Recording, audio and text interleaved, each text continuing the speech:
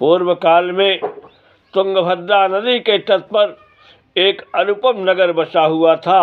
वहाँ सभी वर्णों के लोग अपने अपने धर्मों का आचरण करते हुए सत्य और सत्कर्मों में तत्पर रहते थे।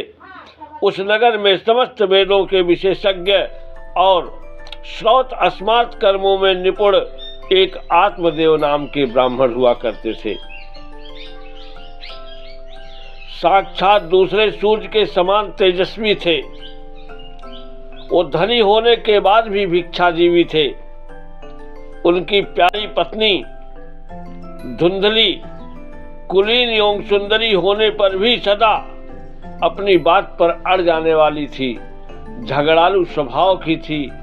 जब तक गांव में भी किसी ना किसी के यहाँ झगड़ा न लगा देती तब तक उसको चैन नहीं आता था।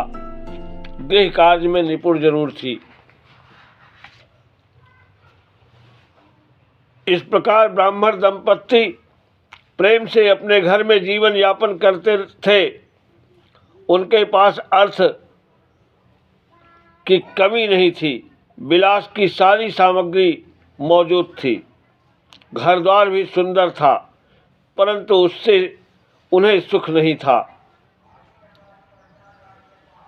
उनकी उम्र ढलने वाली थी। उनके संतान नहीं थी कोई, और ढलती उम्र में उन्होंने संतान प्राप्ति के लिए बहुत सारे उपाय किए, फिर भी संतान नहीं हुई। संतान के मामले में तो वह इतने अभागे थे कि उन्होंने गौग्रास के लिए एक गैया पाल रखी थी। भगवान की इच्छा, उस गौ माता को भी कोई संतान नहीं हो रही थी।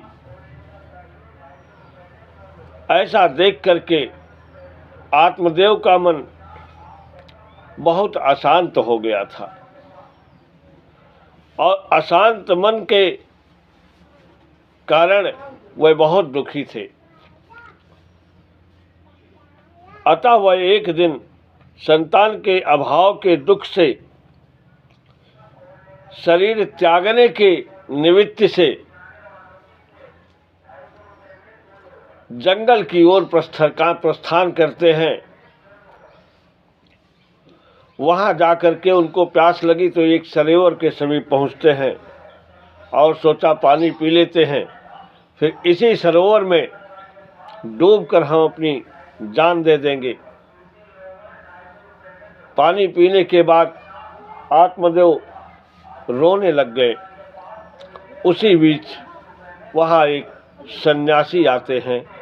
उन्होंने आत्मदेव से पूछा, कथम रोदसी विप्रम तम काते चिंता बलीयसी बदत्वं सत्वरम महाम स्वस्य दुःखस्य कारणम। हे ब्राह्मण देवता, ऐसी क्या चिंता है तुम्हें जो तुमको खाए जा रही है? अपने दुख का कारण मुझे बताओ। ब्राह्मण ने कहा, क्या बताऊं प्रभु, भगवान का दिया हुआ हमारे पास सब कुछ है, परंतु संतान नहीं है, जिसके कारण अब मुझे बड़ी उपेक्षा सहन करनी पड़ रही है। किसी को दान देता हूँ तो दान लेने में भी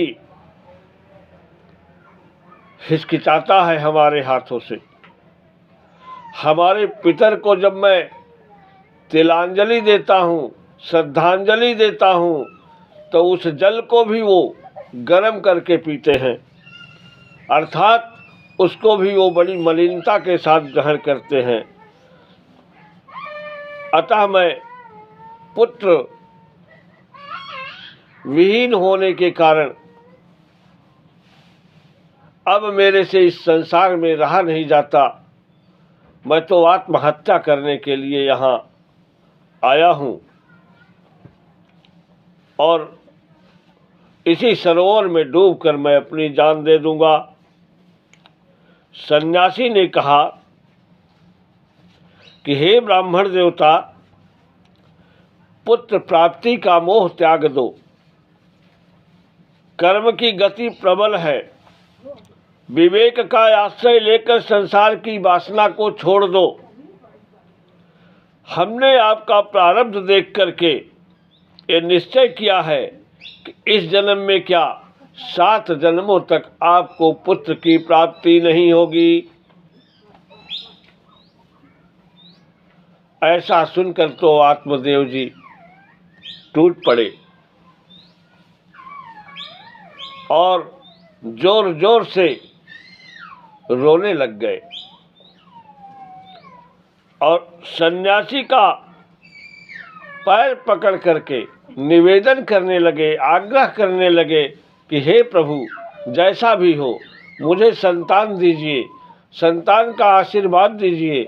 अगर आप मुझे आशीर्वाद नहीं देंगे, हमें संतान नहीं दे सकेंगे, तो मैं अपनी आत्महत्या कर लूँगा।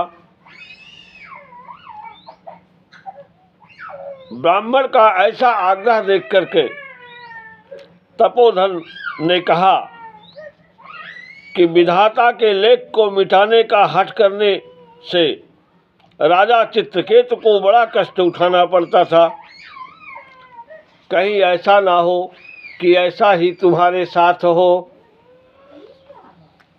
लेकिन फिर भी आत्मदेव ने अपना हठ नहीं छोड़ा। जब महात्मा जी ने देखा कि ये किसी भी प्रकार से अपना आग्रह नहीं छोड़ रहा है, तब उन्होंने ब्राह्मण देवता को एक फल दिया और कहा, ले जाओ, इसे आप अपनी पत्नी को खिला देना। इसको खाने के बाद तुम्हारी पत्नी गर्भवती हो जाएगी और आपको संतान की प्राप्ति हो जाएगी। बोलो वृंदावन बिहारी लाल की जय। ऐसा कहकर के जोगीराज चले गए। ब्राह्मण देवता अपने घर लौटे और वहाँ करके उन्होंने अपनी स्त्री के हाथ में वो फल दे दिया और स्वयं को कहीं और के लिए प्रस्थान बना लिया और उनको बताया कि ये फल खा लेना, जिससे हमें संतान की प्राप्ति होगी। अब वो कुटिल स्वभाव की औरत कैसे मानती, वो तो उनका कहना भी नहीं मानती थी। अतः वो रो रो करके अपनी सखी से कहने लगी, मुझे तो बड़ी चिंता हो गई है, मैं ये फल नहीं खाऊंगी। फल खाने से गर्भ में बच्चा आ जाएगा और मेरा पेट बढ़ जाएगा, फिर भी कुछ खाया पिया नहीं जाएगा, इसी से मेरी शक्ति क्षीण हो जाएगी। और अगर कहीं गांव में डाकू आ गए तो पेट फुला करके मैं कैसे भागूंगी। और कहीं वो बच्चा सुखदेव जी की तरह गर्भ में ही रह गया तो बड़ी मुश्किल हो जाएगी हमारे लिए। अतः मैं ये फल नहीं खाऊंगी। तो एक दिन उसकी बहन अपने आप ही उसके घर आई। तब उसने अपनी बहन को सारा वृत्तांत बताया। उसकी बहन के कई बच्चे थे, लेकिन वो गरीब थी।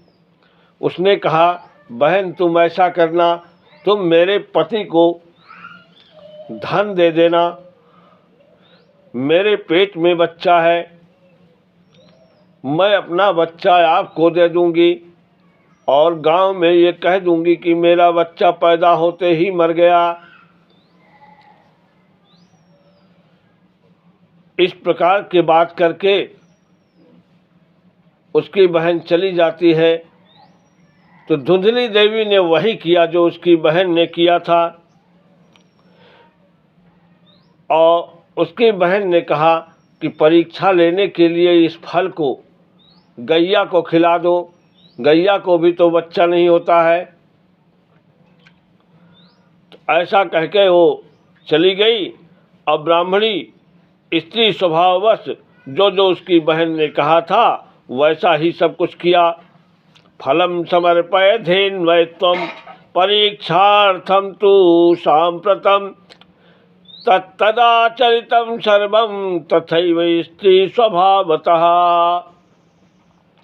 इस प्रकार से उस फल को गैया को खिला देती है। धीरे धीरे समय बीतता गया। उस स्त्री के पुत्र हुआ, वो ले आई और चुपचाप इसकी गोदी में डाल दी। और उधर गैया भी गर्भवती हो गई। धीरे धीरे जब वो उसकी बहन ने अपने पुत्र को धुंधली देवी की गोद में डाल दिया, तब धुंधली देवी ने इधर लोगों को बता दिया कि मेरे तो बच्चा पैदा हुआ है, लड़का पैदा हुआ है, हमारे घर में लड़का पैदा हुआ है। और आत्मदेव को भी खबर करवा दी। अब तो बधाइयाँ बजने लगी। आत्मदेव जी और सब लोग मिलकर के बधाई के गीत उनके दरवाजे पर बजने लगे। कैसे, जरा सुनिएगा। रही रही निहारवा समनवा, न आइला चयनवा, न आइला चयनवा हो।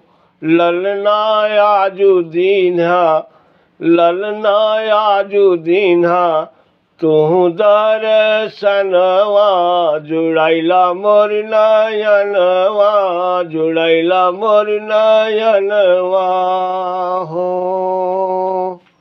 ललना आजू दीन्हा, तुही दर्शनवा, जुड़ैला मोर नयनवा, जुड़ैला मोर नयनवा हो।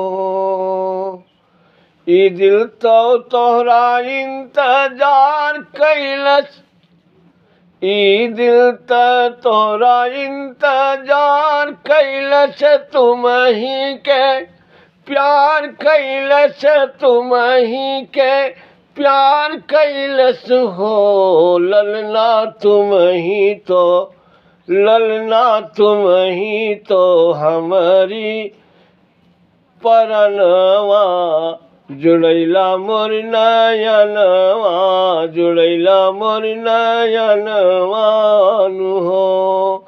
ललना तुम ही तो हमरा परनवा, जुड़ैला मोर नयनवा हो। बोलो वृंदावन बिहारी लाल की जय। कर्म की गति कौन जाने।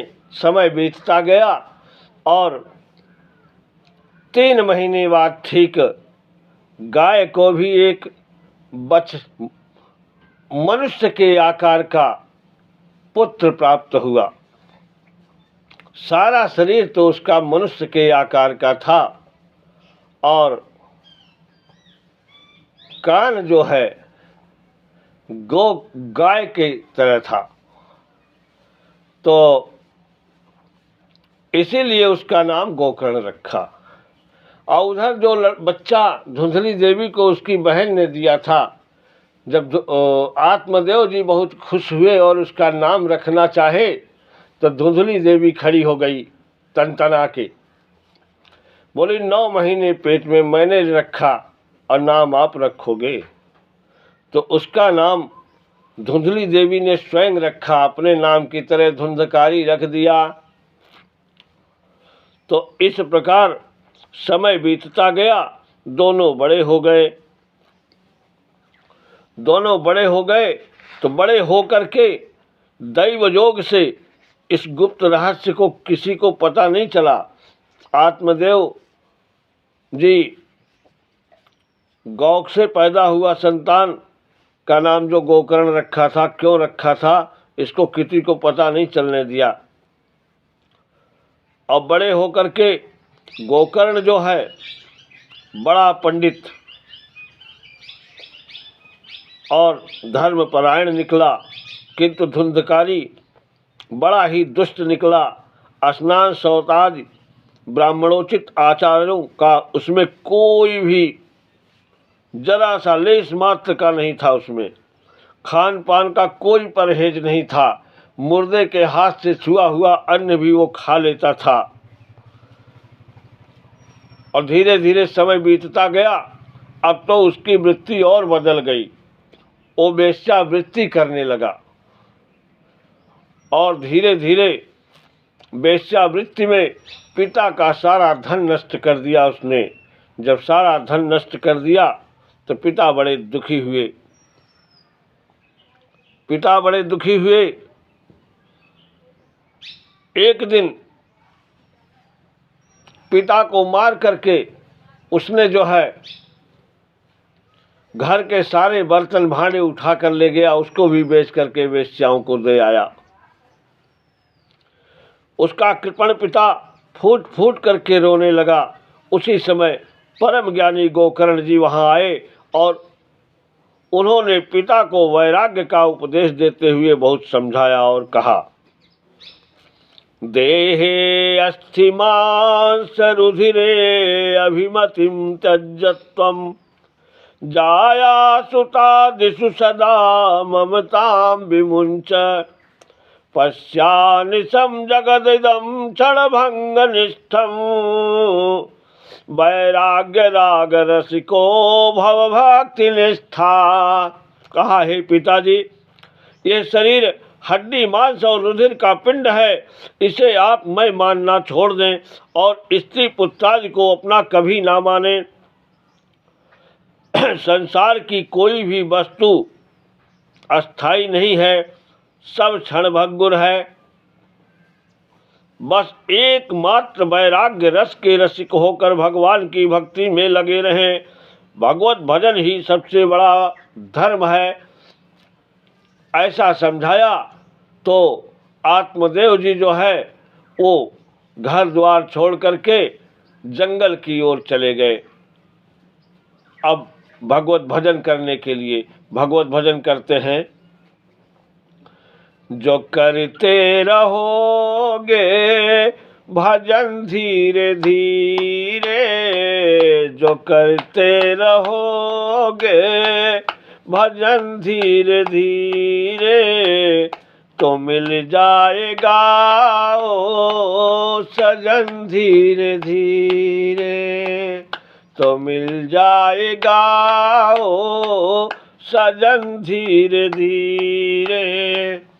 अगर मुझसे मिलने की दिल में तमन्ना, अगर मुझसे मिलने की दिल में तमन्ना, दिल में तमन्ना, अगर मुझसे मिलने की दिल में तमन्ना, करो शुद्ध अंतः करण धीरे धीरे, करो शुद्ध अंतः करण धीरे धीरे।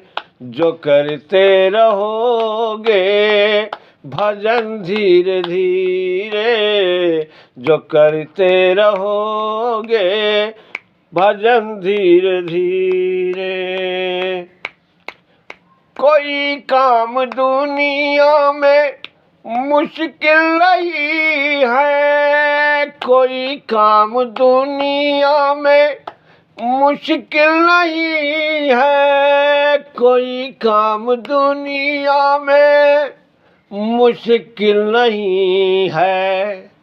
जो करते रहोगे, जो करते रहोगे जतन धीरे धीरे, जो करते रहोगे जतन धीरे धीरे, जो करते रहोगे भजन धीरे धीरे, जो करते रहोगे भजन धीरे धीरे। करो प्रेम भक्ति से सेवा हरि की, करो प्रेम भक्ति से सेवा हरि की, सेवा हरि की, करो प्रेम भक्ति से सेवा हरि की, तो मिल जाएगा वो रतन धीरे धीरे, तो मिल जाएगा वो रतन धीरे धीरे। जो करते रहोगे भजन धीरे धीरे, जो करते रहोगे भजन धीरे धीरे, तो मिल जाएगा वो सजन धीरे धीरे।